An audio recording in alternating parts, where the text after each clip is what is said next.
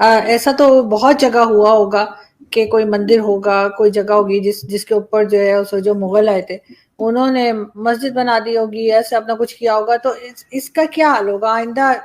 इस किताब में एविडेंस बेस्ड 2000 टेम्पल्स की लिस्ट है और उस 2000 में से 10-20 ऐसी हैं जो हिंदुओं के लिए बहुत महत्वपूर्ण है। इस टेंशन के बाद अगला सूरत हाल ये जब बनी, जो सबसे बड़ी अहम बात हुई वो ये है कि अब उन्होंने कहा कि हम इस पे बुलडोजर चलाएंगे क्योंकि ये एक आईसोर है। अगर जिन लोगों ने ये पिटिशन फाइल की थी इस मॉस्क के हवाले से, ज्ञान वापी के हवाले से, वो इस बात पे बड़े कॉन्फिडेंट होंगे यकीनन कि यहाँ पे इसकी जगह जो हमारा जो भी मंदिर होता होगा, अब गालिबन काशी, वो ये चाह रहे हैं कि दोबारा से इसको उसी तरीके से रिवॉल्व किया जाए। अब किसी एक बादशाह ने जो भी किया जो भी आप सामने लाओ, ये है बात छुपाने की कुछ नहीं है, जो भी भाई हमने नहीं किया, अगर हम उसको छुपाने या बचाने की कोशिश करें then we are supporting and endorsing that mind. वहां पे आप ये देखिए, ये तो सब ठीक है, लेकिन वहां पर मूर्तियां हैं और वहां पर नीचे शिवलिंग छुपा के रखा हुआ था। छुपा के मतलब जहाँ वुजू करते हैं उसके ऊपर तालाब बना दिया और उसके नीचे जो था, पानी के नीचे शिवलिंग था, पानी निकाला गया। पे आप ये देखिए, ये तो सब ठीक है, लेकिन वहां पर मूर्तियां हैं और वहां पर नीचे शिवलिंग छुपा के रखा हुआ था। छुपा के मतलब जहाँ वुजू करते हैं उसके ऊपर तालाब बना दिया और उसके नीचे जो था, पानी के नीचे शिवलिंग था, पानी निकाला गया तो मिला है। और उसके बाद फिर आज फिर दूसरी एप्लीकेशन लगा के वो पूरा एरिया सील हो गया। अब वहाँ वजू पता नहीं कहाँ करेंगे। आपने सबको कह दिया जाए कि सब लोग अपना अपना पानी अपने साथ साथ लाएंगे। बिना वजू को भी तो होती है ना नमाज, कैसे होती है? वो तरीके हैं उसके, मुझे पता है। वो फतावा तरह तरह के फतवे हैं उसके, फतावा रज़विया, फतावा अलमगीरी, सब में लिखे हुए। वो तो कर सकते हैं वजू, तो रेत से भी कर सकते हैं, मिट्टी से भी कर सकते हैं, तरह तरह के तरीके हैं। तो ये लब्बो लबाब ये है। लेकिन सर इसका हल क्या आपके ख्याल से? क्योंकि ऐसा तो बहुत जगह हुआ होगा कि कोई मंदिर होगा, कोई जगह होगी जिसके ऊपर जो है उस जो मुगल आए थे उन्होंने मस्जिद बना दी होगी, ऐसे अपना कुछ किया होगा, तो इसका क्या हाल होगा आइंदा? अच्छा, ये किताब है जी सीताराम गोयल जी की, Hindu temples what happened to them. ये तो प्रिलिमिनरी सर्वे जिसमें लिस्ट है और उसके बाद उन्होंने इस्लामिक एविडेंस दिए, यानी जो इस्लामिक किताबें। नहीं, आई एग्री, मैं बिल्कुल एग्री कर रही हूँ सर।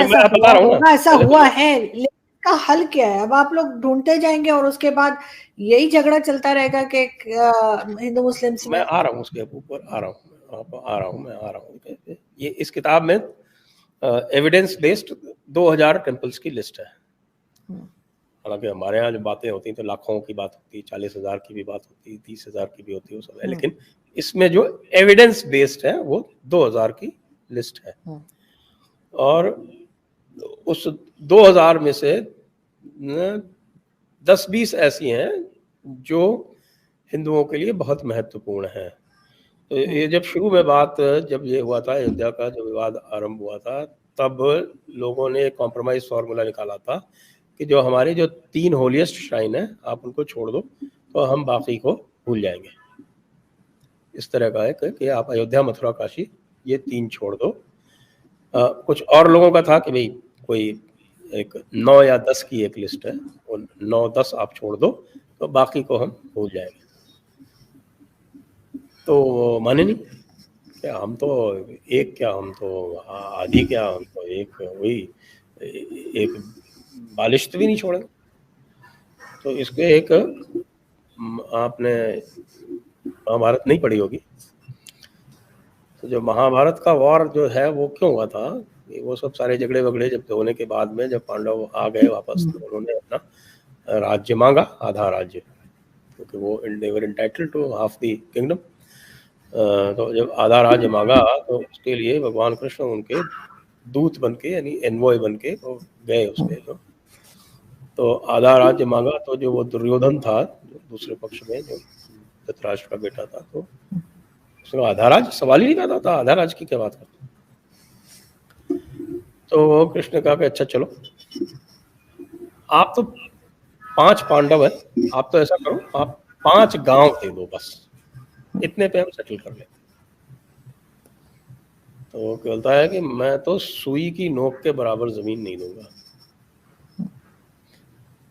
तो उसके बाद फिर महाभारत का युद्ध हुआ, और आपको पता है फिर न केवल पूरा राज्य गया, उसकी जान भी गई।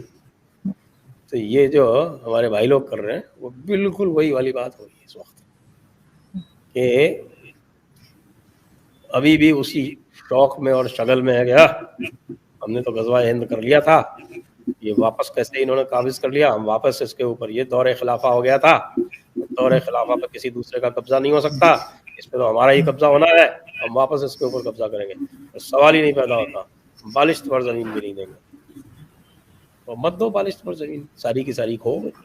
अभी क्या आपको जो सेंटिमेंट है लोगों की, अगर जिन लोगों ने ये पिटिशन फाइल की थी इस मॉस्क के हवाले से, ज्ञान वापी के हवाले से, उनका क्या कहना है कि मतलब वो इस बात पे बड़े कॉन्फिडेंट होंगे यकीनन कि यहाँ पे इसकी जगह जो हमारा जो भी मंदिर होता होगा, आप गालिबन काशी कहते, ज्ञान ये उसी काशी कॉम्प्लेक्स का ही पार्ट है, उसके अंदर ही है ये। हाँ, तो अच्छा, तो अभी वो ये चाह रहे हैं कि दोबारा से इसको उसी तरीके से रिवॉल्व किया जाए या क्या है? देखिए, उनका जो कहना, पहली बात ये समझे फकर भाई, जो कॉम्प्लेक्स है ना, जैसे मैंने आपको बताया था, जहाँ बिल्कुल आपने बताया, उसके बस 5 मीटर आगे ये बीच में दीवार, एग्जैक्टली, बिल्कुल दीवार के पीछे आर्म गार्ड होते हैं, वो एके वाले, ताकि वहां कोई जाए ना, पहली बात। जी। अभी भी ज्ञान वापी मास्क में, तो बेस्ट ऑफ माई नॉलेज, मुसलमान लोग नमाज पढ़ते हैं। उनका कहना है कि जो बाहर की तरफ की दीवारें हैं, जहाँ ये स्कल्पचर्स है, हफ्ते में 2 दिन हमें जाके बाहर की तरफ उसकी पूजा करनी जाए, क्योंकि ये एक मंदिर कन्वर्टेड टू मस्जिद है। तो कोर्ट ने बोला भाई उसके लिए हमें वीडियोग्राफी करानी पड़ेगी, हमें पूरा देखना पड़ेगा कि कहीं ये उसी दीवार पे तो नहीं है, कहीं ये स्ट्रक्चर मतलब जो बाहर से तो कोर्ट में पे लॉजिक, ठीक है, हम पूरी जगह का वीडियोग्राफी कराएंगे और उसके आधार पे हम आपको परमिशन दे सकते हैं, नहीं दे सकते।